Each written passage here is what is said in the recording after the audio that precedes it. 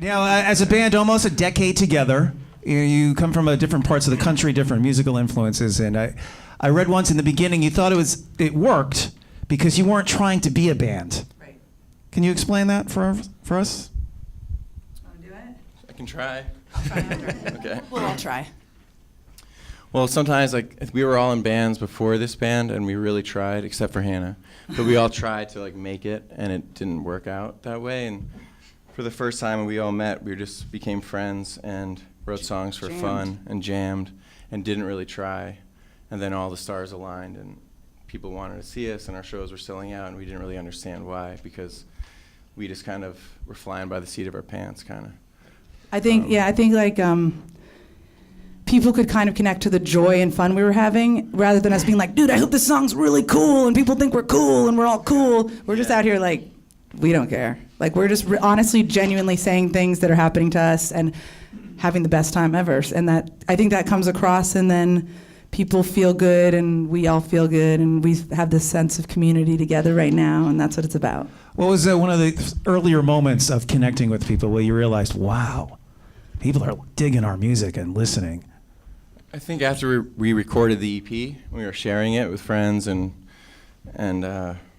future managers and stuff. People were kind of freaking out over it, and it had this vibe to it that just felt really organic, which is really exciting to have this thing that we didn't even think was going to be anything come out so well, you know. And since we had so much fun, and it was such a personal experience, something we didn't really expect to share, there was definitely a vulnerability to it, which was exciting, because we were like, oh shit, you like this? That's crazy, because we actually too. Yeah, we like this too. Oh God, how is this happening? And so that was cool. Well, a Grouplove experience is always a fun, happy experience, and it comes across in your music. And you notice that your music, it ends up in places, advertisements, TVs, movies. And so for me, one of the places I was like, oh, that's Grouplove was after BoJack Horseman. I'm like, that's awesome. What's something for you guys that was a moment of weird, our song made it into that, or something that was used for an ad or something like that? Not a cool question.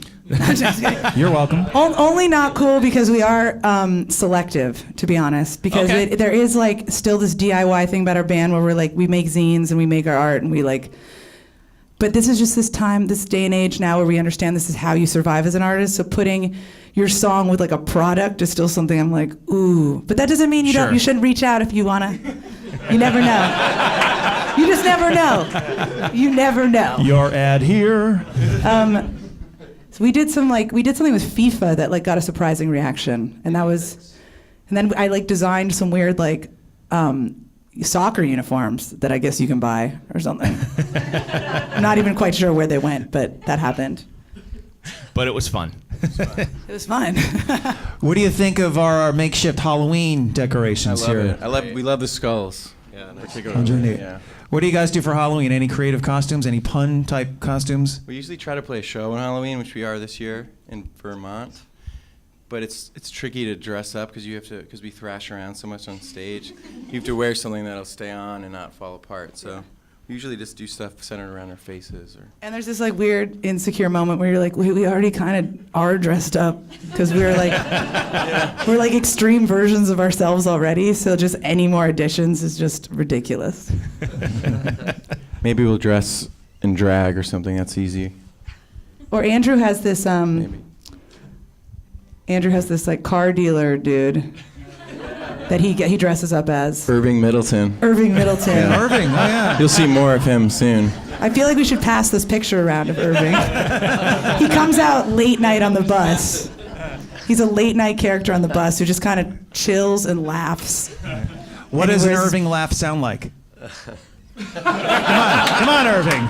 Sell me a car.